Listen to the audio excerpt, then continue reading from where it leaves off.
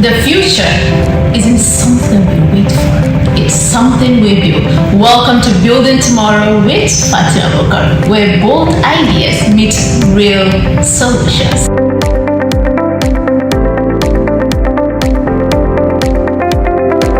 From innovation to leadership, economics to sustainability, we bring together visionaries, change makers, and experts that drive the conversation that shape Nigeria's future.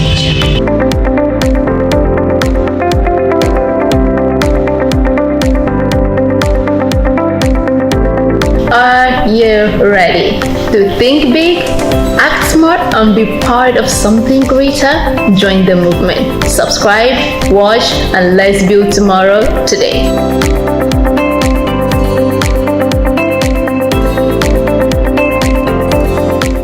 Hello and welcome to another powerful episode of Building Tomorrow. I am Fatima Ayegboka. Building Tomorrow is a platform dedicated to sparking impactful conversation and exploring practical solutions to the challenges in our society. It's about equipping individuals with the knowledge, inspiring action, and driving meaningful change through insightful conversation, expert perspectives, and real-life solutions. One conversation at a time. We're going to go on a short break, but I want you all to know that if we don't change the narrative, someone else will. And with that, our future. We've just gotten started. We'll be right back after the short break.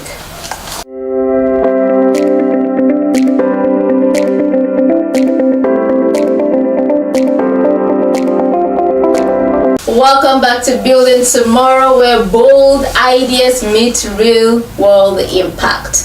Today we're going to explore how effective communication can shape the nation. And joining us today is someone that to me is the perfect person to have this discussion with, Mr. Shaheed Ayegboka. A warm welcome to you, Mr. Shaheed. Thank you very much, Haja.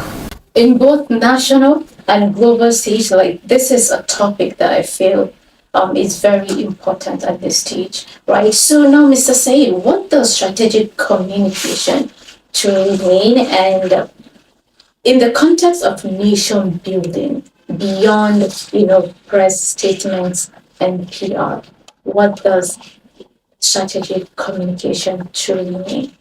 Well, thank you very much. Strategic communication is a combination of two words, strategy and also communication. So is having your communication in a strategic manner. So basically it simply means coordinating your messaging, your publicity, and your communication with both your citizen and people and the entire global citizens, because the world now has become very small. Like I was telling one of my students in a communication class some weeks ago, that before, if you want to travel from Nigeria to Saudi Arabia, then you need to spend probably 5 months going and 5 months coming. However, now, in 6.5 hours, you're already in Saudi Arabia. And you can also communicate in nanoseconds with somebody in any part of the world, but if it is China, Australia, you can communicate with them one-on-one. And also at the same time, like with the word media is the plural form for the word medium. So we also have the online digital world that has also brought a much easier means of communication to everybody, where you can communicate with over 5 billion people across the world using the internet at once. For example, it is said that more than 5 billion people are currently online, which means they are using at least one social media platform, which means you can reach these people as fast as possible. So any messaging that is coordinated by the government that is in line with the objectives of the government. So the first thing is for the government to have strategic communication is for them to set out their objectives. What are the things we want to be known for? What are the things we want to be known by? For example, one of the serious work the Chinese population government are trying to do in their strategic communication currently is people think we have a lot of industries relocating from the United States, from UK, from Canada to go to China because they have population there, and those population, their labor is low. So because of that, they've moved to China because of low labor. Now, at the initial stage, that was, of course, one of the major reasons. But now, one of the biggest reasons why companies are moving to a country like China in terms of their industry is because they have skilled sets of people. So part of the objectives of the strategic communication of the Chinese government is for you to know that they are not just populated, they have skillful sets of people. For example, if you need an aeronautic engineer in the United States, probably you need to put an advert for you to be able to fill up this room for probably like 2 weeks. But in China, in less than 48 hours, you fill up this room and you still have people standing outside. So it's not just that the labor is cheap, the labor is also skillful. So that's part of their objective communication. For example, another example is also a country like Turkey. They've used the entertainment industry in filmmaking to also communicate what their actual values are. And they produce some movies that are regarded as some of the best movies in the history of mankind or in the history of the entertainment industry. They produced a movie like El Chugu that had about 500 episodes. And that El Chugu is basically a story about their past so that their children can know where they are coming from. And based on that, people start seeing them as those that stood against oppression, those that fought the Mongols. At that time, the Mongols had already taken probably 50% of this space on Earth. But now the Mongols are less than about 3.5 million now. But then they were the ones dominating the world. And now even Turkey is also part of NATO. They are also advancing in their technology. So they are telling their own story so that people can know what they actually stand for. That is strategic communication.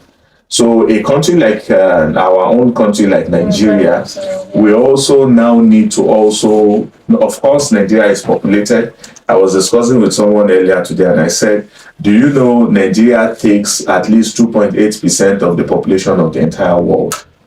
2.8%. If the world is about 8 billion people, Nigeria is probably now about at least, let's even say 240 million people. That's about 2.8 or 2.9% of the entire world. So that is a market that the entire world will also seek. And the communication also is also to preach that our people are also people with value, people with skills. And when the country now communicates that strategically to the global world, one of the dividends of doing that is that you attract FDIs, foreign direct investments. For example, one of the company that pays the highest sum of money in terms of tax in Nigeria is MTN. And MTN gets its money from MTN is not a Nigeria owned company, it's from FDI. So imagine you have about 12 or 10 companies like MTN in different sectors, that is in telecommunication. Imagine you also have another company like that, so your foreign direct investments in automobiles, in aviation. You also have them in oil and gas. You have them in agro commodity, in livestock. You can see how the entire country will keep on booming. So you need your strategic communication to appeal to your investors, that there is good atmosphere for business here, and that people at the end of the day get the dividends of whatever they are going to do when they come here. And that was one of the strategic decisions the current President Tinubu made by offsetting, because a lot of investors who have invested in Nigeria for some years, even almost over a decade, were not able to repatriate their funds. So when the president came, he offsetted some of those, almost all of those debts and gave them their money. That's why in aviation, an airline like Emirates also came back. But Mr. Shaheed, having mentioned that, how has Nigeria's national image, both internally and globally, been shaped by communication? Okay, one thing we also need to understand, first of all, is that there is no vacuum in life. So when a plane, for example, before I sat on this chair, air was occupying this chair. So once I stand again, those air, a lot of them have disappeared now. They come back. So there's no vacuum. If you are not strategic in your communication, other things will communicate for you. So, for example, some Nigerians were arrested the other time in Dubai, where they went for armed robbery. We've communicated something to the international world. Uh, we also have the problem of insurgency in the middle in the northeast. We have the issue of banditry. As these things are amplified and it goes, you are also communicating. It's a subtle way of communication that you need a lot of strategic communication now to now battle those communication. For example, if you tell somebody you are going to, let's say, a state like Zamfara now, they are scared, but at least there are some places in Zamfara that are reasonably secured, safe. But once you say you are going to Zamfara, it's like you are going into the den of the bandits. The same way for foreign direct investors, that's the way they also see Nigeria. You are going to Nigeria to invest a country where there's insecurity, there's corruption, and you are even unable to repatriate your funds. Like I mentioned, that the president has been able to settle a bit of that, and the country that was also in debt. So there are strategic means of communication. The president has a chunk of spokesperson that are trying to communicate to the country. The Minister of Information is also doing his work. However, the negative information that we are getting in the space is even more than the actual, sometimes, most times, overrides the strategic information that wants to sink the objective of the government in the minds of people. So it's conflict, and if you are not very careful, the bad news outshines the good news in most cases. So who controls Nigeria's national narrative right now? I would say pessimists. I would say opposition. I would say disgruntled Nigerians. And at the same time, I will also say Nigerians, to a very large extent, that are indulging in odious actions that are contradictory to human dignity. Do you believe that should change? Of course, it is a necessity. We can't go anywhere if the entire world perceives us negatively. And that was why one of the opposition leaders the other time, when he went to Chatham House and he said some things about Nigeria, he was called to order that you can't demarket Nigeria on a global platform like that. Of course, he came with his own rationale that was not demarketing the country, this and that. For example, I think it was some days ago, an interview that a TV station had with the chairman of EFCC, where he mentioned how the activities of those we call the Yahoo boys is destroying the image of Nigerians everywhere you go to. You are at the airport, a Nigerian is there, a Ghanaian is there, a Gambian is there. Then they check your passport, they see it's a green passport, you're a Nigerian citizen. They tell you to go to another side, they need to check you again. Even sometimes they ask you to come out almost naked because they want to check you. Why? Because our reputation precedes us because of the activities of a few of us that are indulging in this kind of activities. So it has to be strategic, and it has to be, there needs to be a reorientation. So it has a lot of hands needs to be on deck for us to achieve that reorientation, because the current orientation is not a pleasing one. And personally, if I'm also to assess even those that speak for the president, somebody like Mr. Bayo Ononuga is probably the coordinating person, the biggest person there. Of course, Mr. Bayo Ononuga is one of the best editors Nigeria has ever had. However, he's not a good speaker. He's a fantastic writer, but he doesn't speak so well. So, in my own opinion, the team of the president is a bit lean. Mr. Daniel Balbuala, I think, is one of the orators they have amongst them that speaks very well. But at the end of the day, what can he do? Only him. The remaining people are fantastic writers. You can see the taste in the text of the communication of the president when he speaks. However, you will also see that it's not sufficient.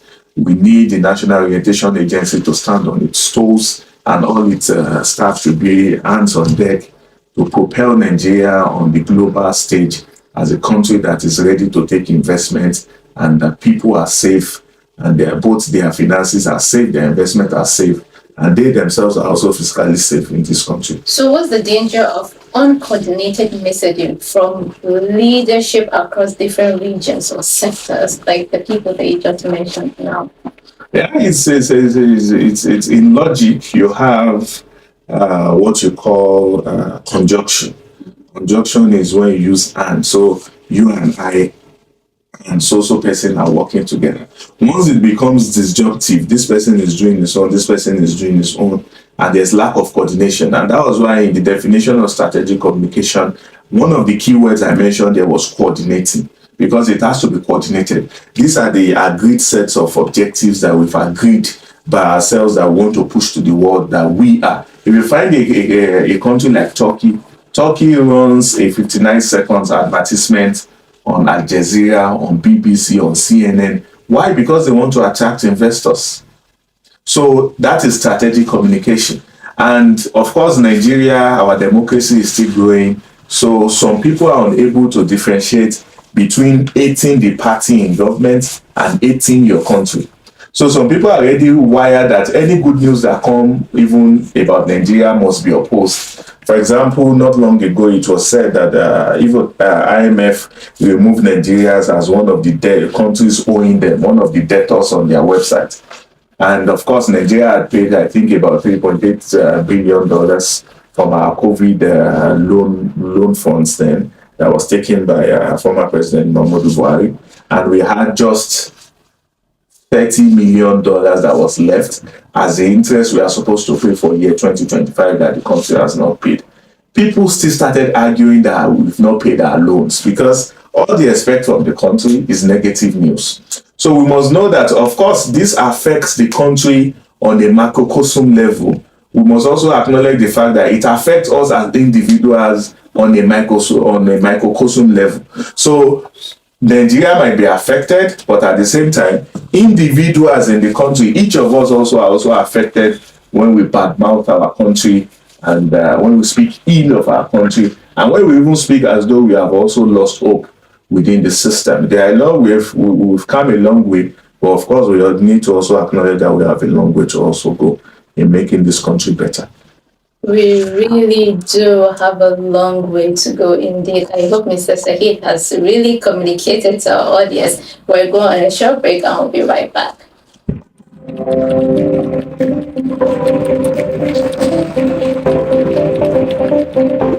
The future isn't something we wait for. It's something we build. Welcome to Building Tomorrow with Fatima Ayegboka, where bold ideas meet real solutions.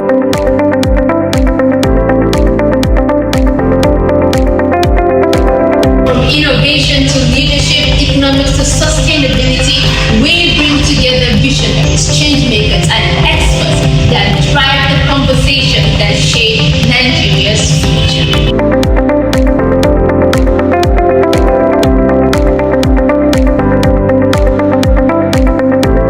Are you ready to think big, act smart, and be part of something greater? Join the movement. Subscribe, watch, and let's build tomorrow today.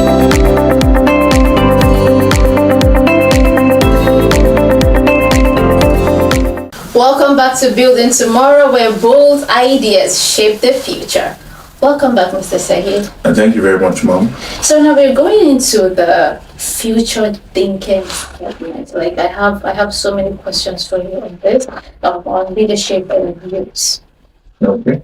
Yeah. So, what role can youth and content creators play in reshaping national perception? We have lots and lots of content creators nowadays. Like everyone is just creating content, both the useful, not useful, and just garbage in. So, what do you have on this? Well, the digital space is a less regulated space. Like even during the last administration, you will see the President Muhammadu Buhari, when he placed a temporary ban on Twitter, you could see the outlash because people don't want that space to be regulated. And you've also seen a lot of libel cases. Femi Falana currently has sued a suit against VDM, very dark man. Everybody is suing everybody basically. Even a journalist, I think, on one TV station was also threatening to sue some journalists on another TV station because he believed that they have raised some profanity towards this person. So the space is a space that is not regulated. And based on the fact that that place is not regulated, it has also given a communal yield for a lot of Nigerians. For example, they pay you now cost per mile on YouTube. Even Facebook has also been monetized.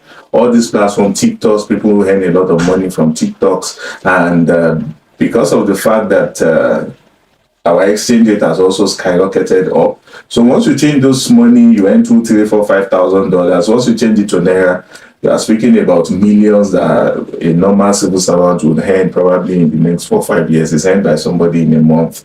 So it's a lucrative sector, and people, of course, want to go into that lucrative sector. The other time when I mentioned, for example, if you watch most of your Indian movies, you don't see the Indian movies showing you slums about their countries, very terrible places about their country. However, also check Nigerian movies now that are going to the cinemas, that are going on Netflix. You will discover that most of those movies are also qualitative movies. They are trying to amplify the voice of Nigeria, also show our beauty, at least based on the last administration. Now we have a railway system that works. They are able to show the railway station very beautiful, show a bit of our airport. They are able to tell a bit of our stories. For example, one of the most popular series on online currently is Bob and something. They showed a place where they were talking about Nigeria. You know that place is not Nigeria. So you can't allow and that movie was produced in the United States. You can't allow United States to tell your story. When they want to tell your story, they tell your story not to your advantage, but to their own advantage. But when we amplify ourselves, for example, our entertainment industry is one of the best in the world. You can count those that are ahead of them just on the single palm. Because they are also advancing now, they are also able to produce a bit of their music here in Nigeria. Studios are coming up. Nigeria is being shown to the world. Our culture is being told to the world. So it's like you yourself telling your own story. You will make some adjustment to it. And since it is scripted, you can tell your story the way you want, not the way it actually happened. You can change a bit, one or two things. So the skit making, content creation, is a sector that has not yet been regulated, so you can't speak so much on it. But Nigerians, it can be incentivized. For example, yesterday the president made a public a proclamation that students of Nigerians that are in technical school should be paid a salary of 5,000 naira. The same way you can also incentivize those that also create content that can promote Nigeria. We also get so and so recognition. In that way, when you incentivize it, then you take away from those people that are already producing negative content. What more advice, can you give to our leaders from presidency to local councils on what not to say and how silence can be costly? I think a lot of the spokesperson of the president, the Minister of Information, and even the National Orientation Agency, all of them within the information and communication dispensers among the government agency are more reactive and defensive than they are proactive. So it is when somebody says something very negative about the president, they come out to respond to that thing. But the things that the Nigeria system is even doing, achieving, the good part of our heritage, they are not being propelled without somebody attacking it first.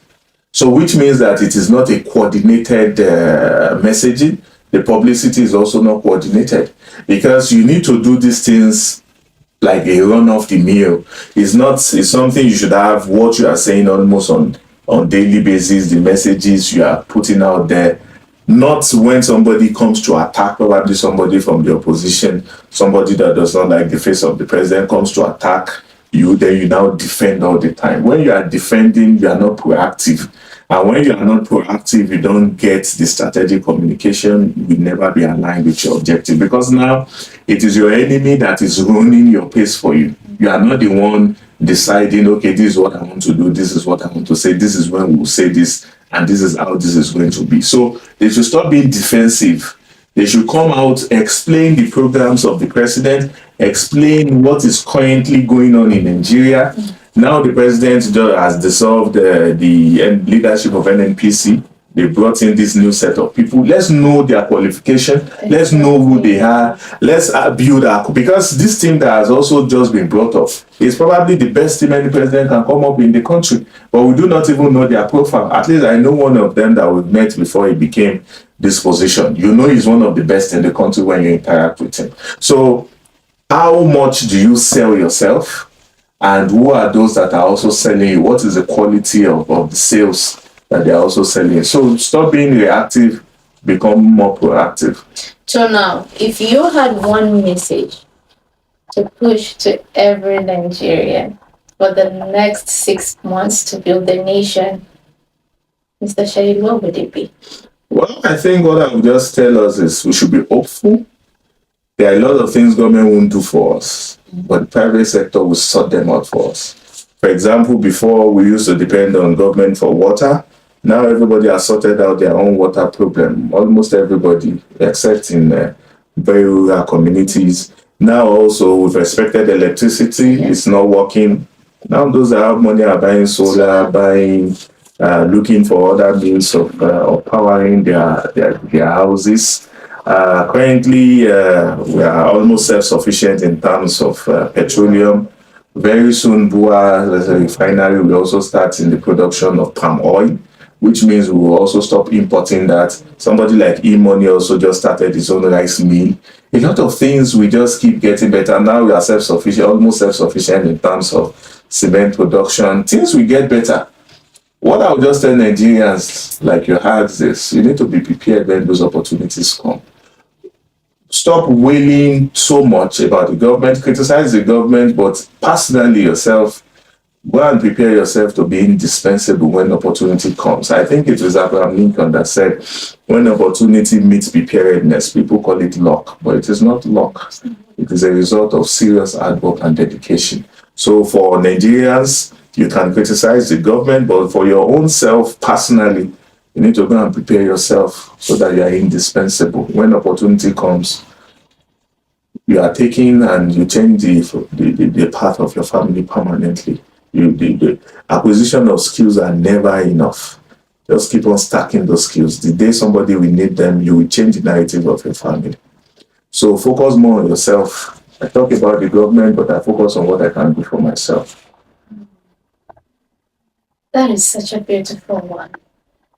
Now, here at Building Tomorrow, we don't just talk, we act. And it's time for the challenge segment. Mr. Said, are you ready for the challenge? Well, I'm scared of challenges. Okay, so now, the first, I have 3 challenges for you, Okay. actually. I'll be running 10 kilometers, won't go on. No, definitely not. So the first one is we want to identify a community or an institution or digital audience where you can launch a 1 minute strategic message campaign in the next 30 days to promote national unity and peace. The second challenge, we want you to, we would want you, right, to support a mentorship session for a youth or media practitioner on ethical communication and narrative building. Is this something that you can do for Nigeria? For Building Tomorrow as well? I hope I understood the question, the challenge. Yes, you're going to support a mentorship session for youth. You're an expert in communication, right? So you're going to support a mentorship session for a youth, just one single person, or a media practitioner who is into this field on ethical communication and narrative building. Yes. What about Because this is going to help our youth and the media practitioners to actually communicate strategically and effectively. So definitely, this is something that I'm sure you're going to do. Yes, I will try my best. All right then. And then the final challenge.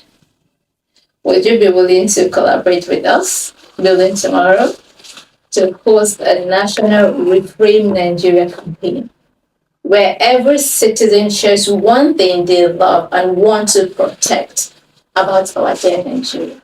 Yeah, anything that makes Nigeria better, because I've taken the decision I'm not living outside this country. So whatever it takes within this country, we're going to do to make it better. God willing. Inshallah. So thank you so much, Mr. Shaheed, for sharing this powerful insights, and to our always incredible audience for joining us. I remain your host, Fatima Bukar. See you next time.